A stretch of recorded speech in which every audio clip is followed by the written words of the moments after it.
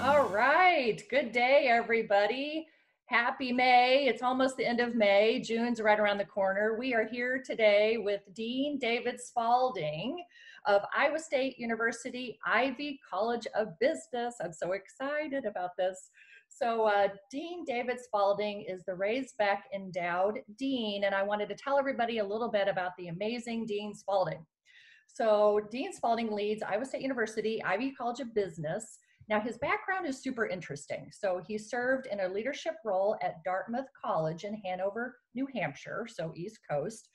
Prior to that, he had a near 30-year career in finance in New York City. I don't think a lot of people know that, so that's so interesting. You were vice chairman and founder of the Cypress Group, LLC. And then before that, Dean David Spalding served as senior vice president and then managing director of Lehman Brothers. So you have this incredible background, New York City, East Coast. What brought you to Iowa?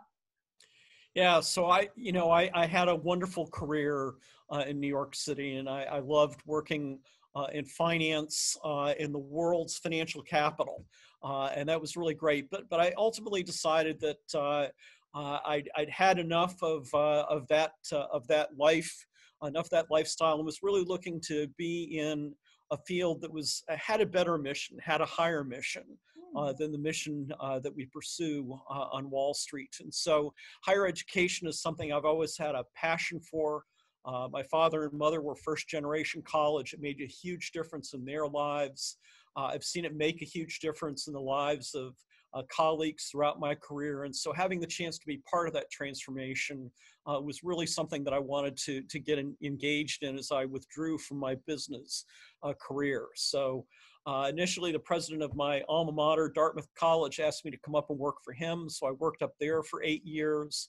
And I was in senior administrative roles, not directly involved in academics, but involved in senior administrative roles, responsible for a lot of the non-academic areas at Dartmouth.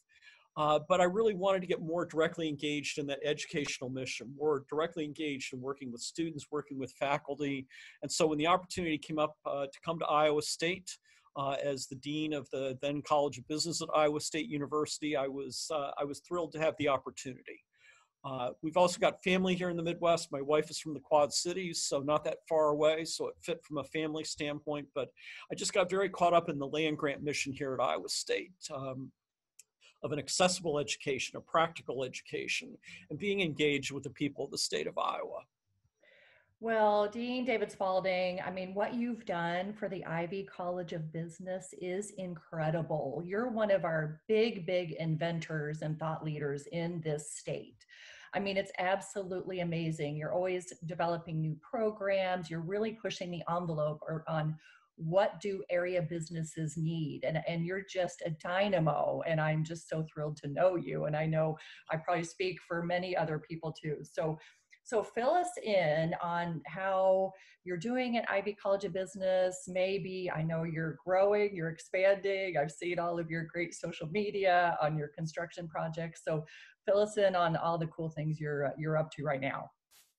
Yeah, so we've really reached a point where we're busting at the seams here in the Jardine Business Building. And so we decided to expand the building, add about 45% onto our existing building. We've got a great location right on Central Campus, so I didn't want to have two separate buildings. The Jardine family again stepped up with a wonderful gift to fund the expansion, and other donors have really stepped up as well. It's been very heartening to see. We've raised almost 50% more for the building than we expected to raise from donors, and so people have gotten very caught up in the story that we're telling about the work that we're doing with our students in the Ivy College of Business. So the new space is going to provide more gathering space for students, more classrooms, so we can bring all of our academic programs back here into the Jardine Business Building, team rooms, and something that's near and dear to both you and me, given some of our shared backgrounds in the sales field. We're going to have a home for a sales program there that's going to be the best in the Midwest. with a state-of-the-art center where students will be able to do experiential learning exercises as part of our sales program here at the Ivy College of Business. That's groundbreaking. I don't know a lot of colleges that do that. You're always doing new things and unique things that nobody else offers. That's amazing. Oh my Well, gosh. what you do is you listen to business leaders here in the state. And I spend a lot of time visiting with business leaders here in Iowa. Sales is one of the areas where they're all really looking for new talent. And with the kind of sales program that we're developing, and there are 15 or 20 schools around the country that offer programs like this, but none really here in the Midwest. What research shows is that the graduates of a program like this really hit the ground running in a sales opportunity, and they also tend to stick with it. The turnover doesn't tend to be as high, and that's a real difference for companies that have to hire a lot of sales talent in. A lot of those recent graduates don't know what they're getting into, but the graduates of our sales program know exactly what they're getting into. They're prepared for it. They view sales as a profession, a highly valued profession, and they're able to make a difference for the companies that hire them right out of our program.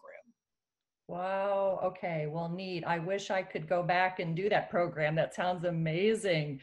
You can always learn more, right? As a professional. So it sounds incredible. Well, tell us, here we are in the middle of COVID-19, just a wild time. You had mentioned that the university kind of in January sort of had their mind around this and was already seeing that this might be a possibility that could affect us. So tell us how you guys are doing during this time.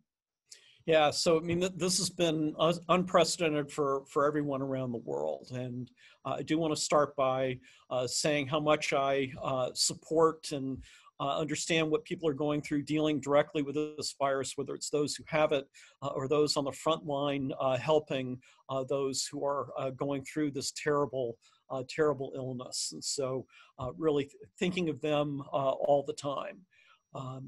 Now, in higher education, we obviously faced our challenges as well, right? I mean, the traditional residential university model is designed to bring people together. I mean, everything we have here is designed to bring people closer together. And so we really had to make a shift. And fortunately, President Winterstein and her senior team began thinking about this in January as this first really bubbled up coming out of China. And so we'd spent a lot of time thinking when we needed to really accelerate our planning, though, in March. And so with sort of two and a half weeks notice, we let our faculty know that we decided to shift classes after spring break online. And there was a limited time to prepare, but I'm so proud of the way our faculty reacted to this challenge. They got involved in some seminars that we held on how to provide best practices in online teaching, and they really shifted to it, put in the hard work. Limited complaint coming from the faculty, and frankly, limited complaint coming from the students. So we've had a chance now to finish the semester. We're a couple of weeks past the end of the semester, and we've gotten evaluations back from the students. And in general, the students felt it was a good experience. And but they certainly missed that opportunity to be in the classroom. They certainly missed that opportunity to be there physically with faculty. And so that gets us to the next phase that we're planning and thinking about, is how we can most safely bring something like that about.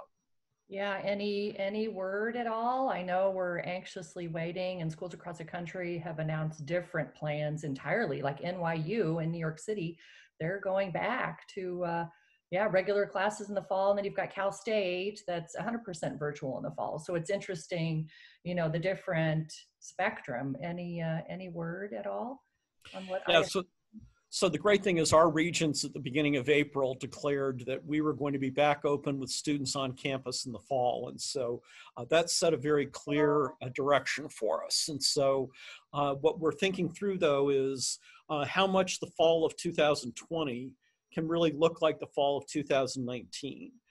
And clearly we're going to have to do some different things in terms of ensuring social distancing, and trying to mitigate risk. And we're not going to be able to eliminate risk related to this, just like there are a number of risks that we can't eliminate in running an institution of this size. But we've got a planning committee now that is working almost full time around all of the issues related to opening up in the fall. And I expect that sometime in mid to late July, they'll come out with some very clear guidance in terms of what it's going to mean here at Iowa State to follow through on the Regent's commitment to have us back open for students in the fall. Well, good news is you have an expansion, so you're able to distance more because you've got more space. So that's a gift. That's great. It really is. The timing couldn't be better. Yeah. And having those additional classrooms available is really going to help. Having additional space where people can study but be spaced is definitely going to help here in the building. So from that standpoint, it couldn't be a better time to be opening the new Jardine business expansion here in the fall. Okay, so that's this fall then.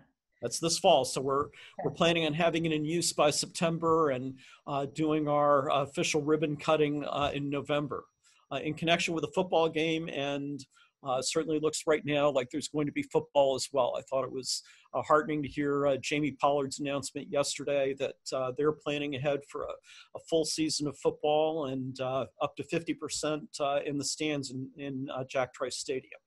Okay, all right. So tell us, where are you zooming in from today? Then tell us where you are right now.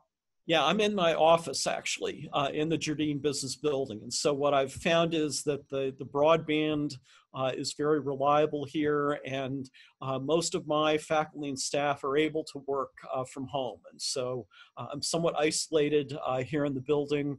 It's nice and quiet, and I can get done what I need to get done here. Oh, I love that.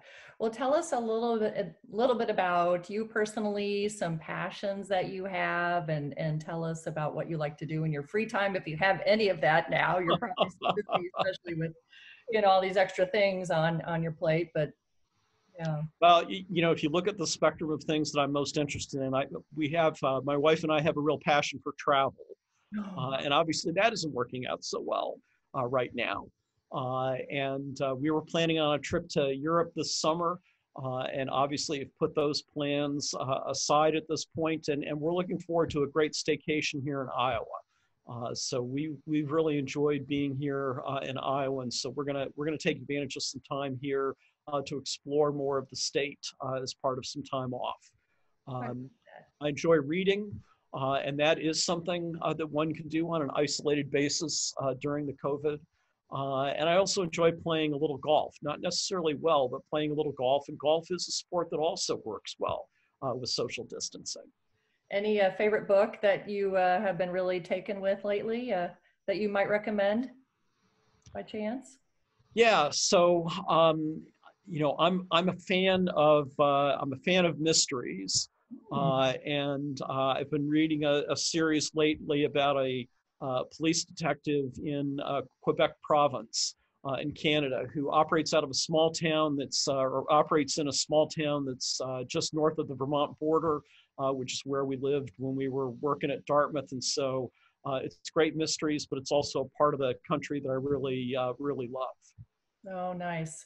Well, Iowa has so much outdoors to adventure and all the trails and the rivers and streams. And so we can't wait to hear how your summer Iowa fun, is at the end of the summer. So, well, we really appreciate this conversation, Dean Spalding, and all that you do, to help educate our young ones. And, personally, you've educated all of my kids, so they've turned out pretty good so far. So you just do a wonderful job. So really appreciate it, and appreciate the support of the West Des Moines Chamber of Commerce. Thank you so much. Well, great. Well, Katherine, I was so pleased when you moved over to take this role at the West Des Moines Chamber. The Chambers play such important roles in our community, and at the Ivy College of Business, we've always been directly involved with the West Des Moines Chamber, the Ames Chamber, the Greater Des Moines Partnership, but the work that you all do to keep our communities together especially during a time like this is so important. And the support of our businesses, of our small businesses in particular, is so important. So thank you for the very good work that you and your team are doing, Katherine. Well, it's a sincere pleasure to serve. So we're happy to help support. So thank you again for your time, and this is wonderful connecting and catching up with you, Dean Spalding. You're just an amazing person. So it's a pleasure. Thanks so much, Katherine. Thank Good seeing you. you.